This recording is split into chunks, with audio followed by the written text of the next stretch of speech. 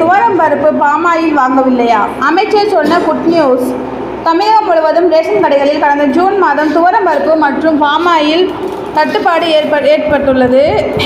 இதனை பெற்றுக்கொள்ளாதவர்கள் ஜூலை மாதம் முழுவதும் பெற்றுக்கொள்ளலாம் என அறிவிக்கப்பட்டுள்ளது.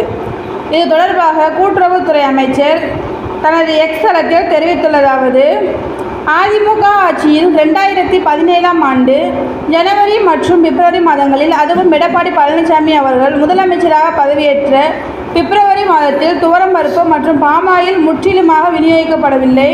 மே மற்றும் ஜூன் மாதங்களில் தேர்தல் நடத்தைகள் விதிகள் காரணமாக இந்திய தேர்தல் ஆணைய திட்டம் அனுமதி பெற்று கொள்முதல் செய்து அவர்கள் ஆட்சியில் போல் இல்லாமல் துவரம் பருப்பு மற்றும் பாமாயில் எல்லாருக்கும் வழங்க நடவடிக்கை எடுக்கப்பட்டது.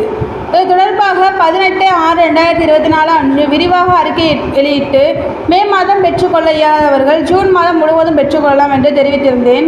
அதன்படி மே மாதத்திற்கான துவரம் பருப்பு மற்றும் பாமாயில் முற்றிலும் நுகர்வு செய்யப்பட்டு குடும்ப அட்டைதாரர்களுக்கு விநியோகிக்கப்பட்டுவிட்டன. 27/6/2024 அன்று உணவுத்துறை மானிய கோரிக்கையின் போதும் இது பற்றி குறிப்பிட்டு ஜூன் மாதம் துவரம் பருப்பு மற்றும் பாமாயில் பெற்றுக்கொள்ளாதவர்கள் ஜூலை மாதம் முழுவதும் பெற்றுக்கொள்ளலாம் என்று அறிவித்திருந்தேன்.